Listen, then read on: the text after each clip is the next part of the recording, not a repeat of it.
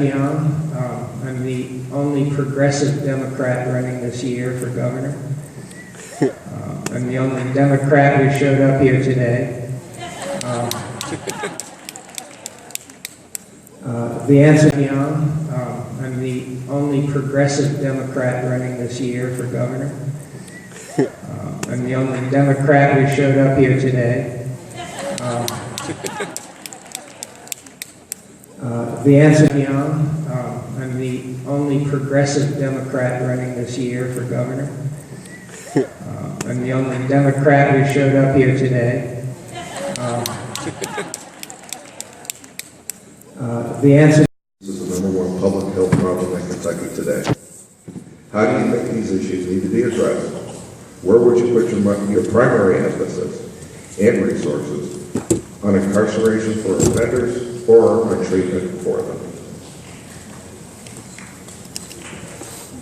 All right, I'll answer that question immediately right off the bat, and then talk about the larger issues. I favor increased funding for drug treatment, and I oppose longer sentences. I oppose the war on drugs, which was started by Republican President Richard Nixon decades ago. The basic thrust of the war on drugs was misguided, and it basically has failed. It's criminalizing addiction, and I'm opposed to it. I mentioned, and Amanda Stahl, when she introduced this session, talked about the ADA, passed in 1990, bipartisan. I read it to prepare for the forum today. I did a little research on the legislative history of the ADA, and I came across an article. Continuum of care for the individual. As governor, what would be your level of commitment in policies and in funding to maintain and building upon this service array? Thank you for that wonderful question. Let me just remind all of you, I'm Will T. Scott, and I know you're the best investment I could ever make in Kentucky.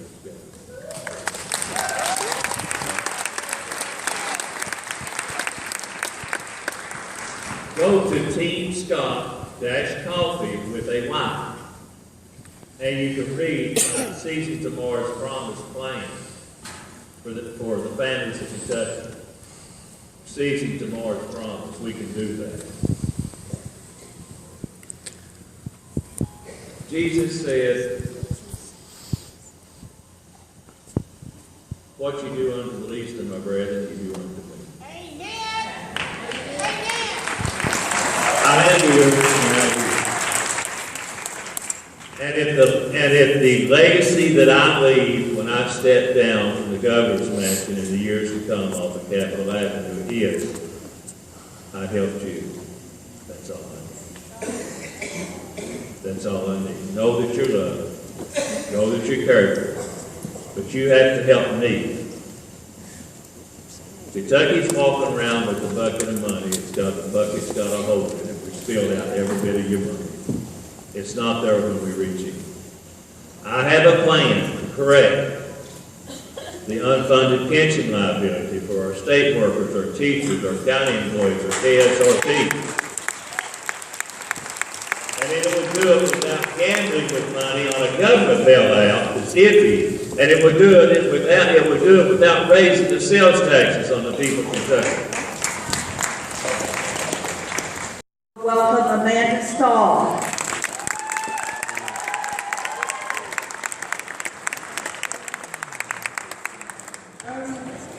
Hi everyone, welcome to the rally. Woo! Yeah, get excited.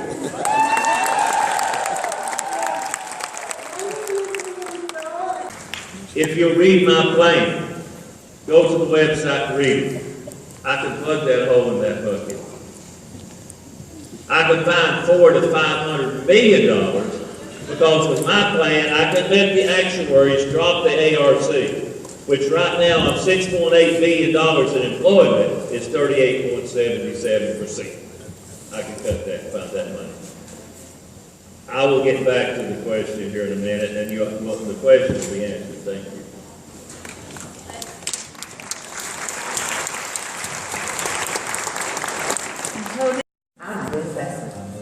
I'm Senator Caldwell, and I'm worth the investment. I'm Steve Stone, and I'm worth the investment. I'm Tony Blair, and I'm worth the investment. The question is yes, I support the right of every student who can qualify for college or vocational school or technical school to be able to afford to do that. And the Republican Party as a whole simply doesn't care about students. They don't care about student debt. They don't care about the interest rate that students will have to pay for years to pay off. Helped start the Kentucky chapter of the Green Party of the United States. And then I recently went back to my lifetime party, the Democratic Party. I'd like you to do a thought experiment.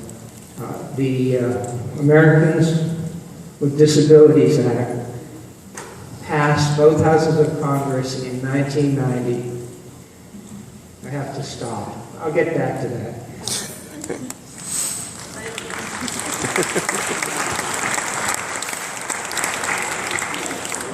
Elsie.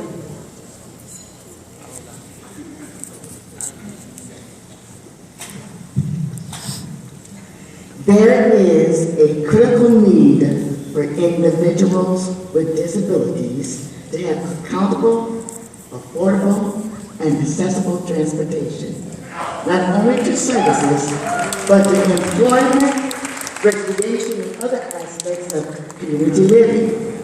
What ideas do you have to address this need? How would you ensure that this need for transportation is addressed in remote and rural areas of Kentucky? I want to make sure, first I told you, you gotta help me create the money and plug the bucket so there's money in there for me to do as governor what I want to do for you. But one thing I want to make sure in all our public transportation systems in urban, it's generally they're in urban and rural, but in rural Kentucky, is I want them to have live somewhere. I want everybody to be able to get on those systems. We've got a lot of buses working in East Kentucky and in other rural areas that don't have it. But I want to get back to the first question that we were asked about recovery. I know the pain of addiction. And those of you who know me, I spoke all across Kentucky for the drug courts, my veteran street reports that I set up. But I'm a blessed person because I know the joy of recovery. I know the joy of recovery. I have lived this, and you know, it's why I love my drug courts, and it's why we've tried to work with our drug courts. And I'm telling you, I have a solution. I have a solution. I really believe that if I'm governor and I can do with corrections and the judiciary what I've got in that book, I don't have time to tell you about it, I could achieve recovery in 60% of the cases that we run through our drug courts of Kentucky. I could build a minimum security prison which works with my drug courts and give us 2 chances. I want to thank everyone for having me here. I'm gonna start out by saying, I consider myself a disability educator and activist and social worker, and I want to thank and remember all the activists and all the organizers that have come before me, and all the activists and organizers that will come after me. And without them, I wouldn't be able to be here today. So I want to thank them, because I consider myself part of the ADA generation of people with disabilities. A generation of people with disabilities that has the privilege of growing up with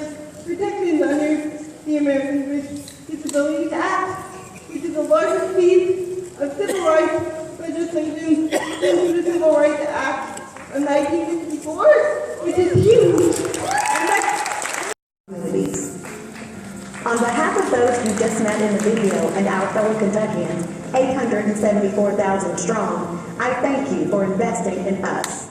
We ask that you remember our needs and our contribution as you invest in the future. And most of all, remember, we are good returns on Kentucky's investments. Thank you.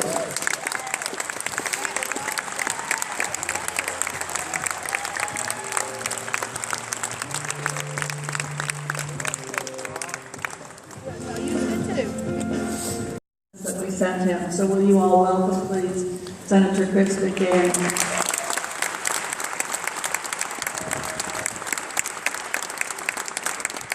Thank you, Sheila, and thank you to everybody here today for your flexibility with me. It is a time where we're in session, and obviously we have to get between committees. But I want to say why I showed up today, because there are a lot of things going on, but this is a call to every one of you. I showed up today because of Marie Braun. And unfortunately, Marie couldn't get out of class to be here with us. But those of you that know Marie know she was not going to let me rest until I showed up today. And it's those kinds of relationships that you guys are building and are working on building that will be able to make you effectively advocate for the issues that are so important to your coalition. Just like Amanda with Representative Denham. I mean, just what an absolutely amazing inspiration of a person and of a story and the relationship that she's building there to be able to continually effectively advocate. And so to that end, I would encourage you to keep building those relationships with your legislators so that they know one of their priorities has to be advocating for those with disabilities.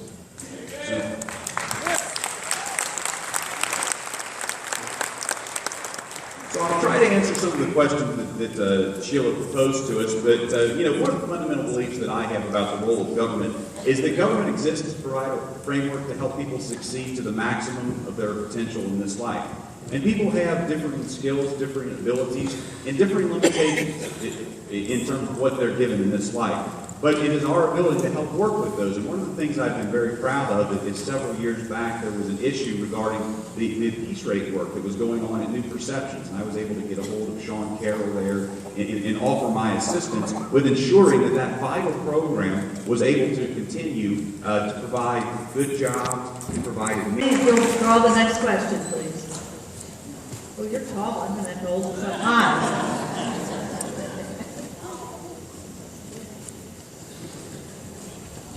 The state's KEEPS program is a valuable resource for all students attending college, including those with intellectual disabilities. Unfortunately, these students can only access $250 per semester, even if they are exceptional among their peers. This is only half as much as other students can access for the same number of course hours. Would you support increasing the amount available to students with intellectual disabilities?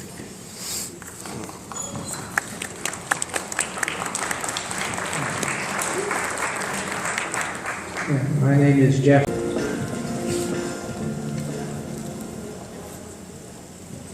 Some of the stars of that video are here with us, and I'm going to ask if they'll wave out a hand. Chastity Ross, Johnny Schiffer, Steve Stone, Thomas Meeker, Tony Blair, Shannon Caldwell, Megan McCormick, Amber Elsie, Virginia Sylvestri, and Helen Tanner. Let's give them a huge round of applause. They did a fantastic job of putting a face on disability and on the return on Kentucky's investment. Well done. Well done, y'all. And our sincere thanks to the Kentucky Office of Creative Services who worked with us, and obviously to the Commonwealth Council on Developmental Disabilities who made this possible. I'm going to call up next Hank Buckwalter, who's going to do some introductions for us. Hank? Woo! All right, let's give it up for Amanda Stahl.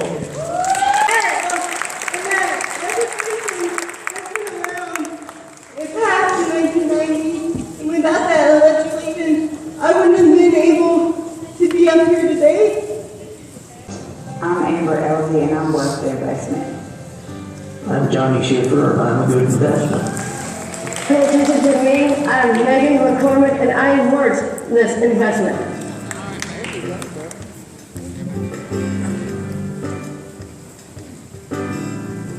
But I also want to tell you that I am worth the investment in these programs like the Mixology waiver and vote free ads and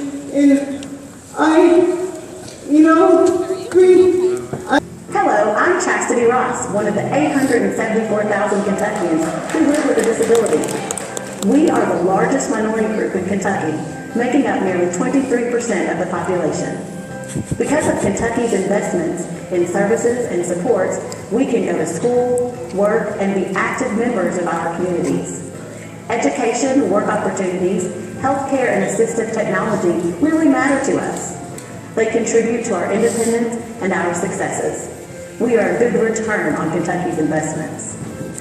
The purpose of a year ago, I wasn't where I am today. A year ago, I did not live with my roommate that he lived somewhere, and he lived with me, and we live on our own. He doesn't get paid to be my roommate. He's one of my medical supports. A year ago, I didn't have a job as a case manager. And a year ago, I wasn't in a relationship either, and I wouldn't have been able to do that without these services. And